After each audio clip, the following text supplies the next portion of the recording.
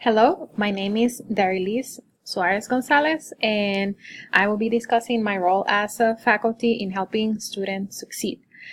So, student success is a puzzle with many pieces, and it requires collaboration. So, the pieces of that puzzle that I will be talking about today are the multi-generation learning styles, personal factors, learner-centered communication, and legal and ethical roles. So the first piece of that puzzle is a multi-generational learner. So this pretty much tells us that depending on the year that you were born and the generation that you're part of, every student has some learning preferences. So one way that we can address multi-generational learning in the classroom is to incorporate different teaching elements. So for instance, we can do some traditional lecturing, but also incorporate technology and hands-on activities and teamwork so that we are doing activities that would engage students from each of those generations. And also by doing this, we will create overall a more engaging classroom. And we have to think about that regardless of the generation, students are in the class to learn and move forward in their career path. So the more engaging the classroom, the better experience for our students.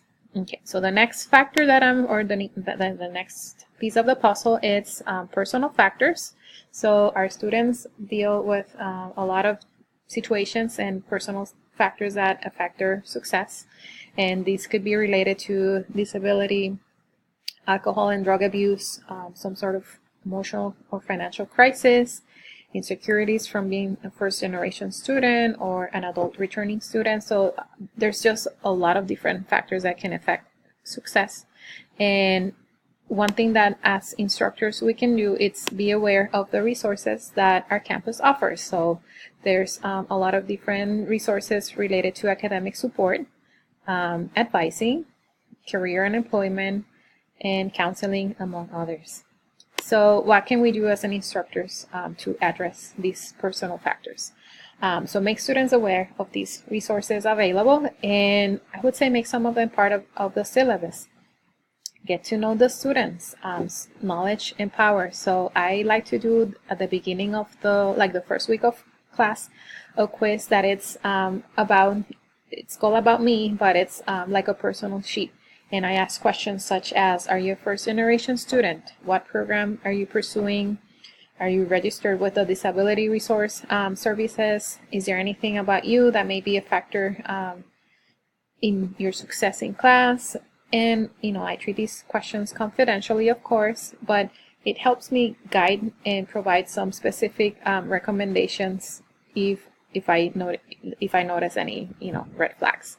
So then the next piece of the puzzle is learner-centered communication, behaviors to support teaching and learning. So these, I really feel that we all have to try to create a community of learning in our classroom, and a community where everyone feels welcome and feel safe. So some strategies to help creating this community of learning, it's sending students a welcome letter before the beginning of classes, and that helps give a chance of the students to connect, and also learning students' names. That makes a big difference and makes them feel more acknowledged. And finally, establishing clear expectations and rules. So having a detailed syllabus helps tremendously.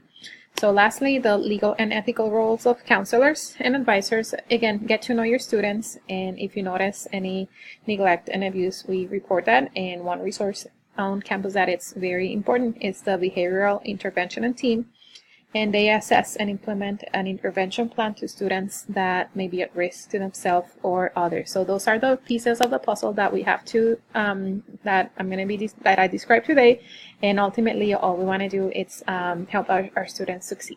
So thank you so much.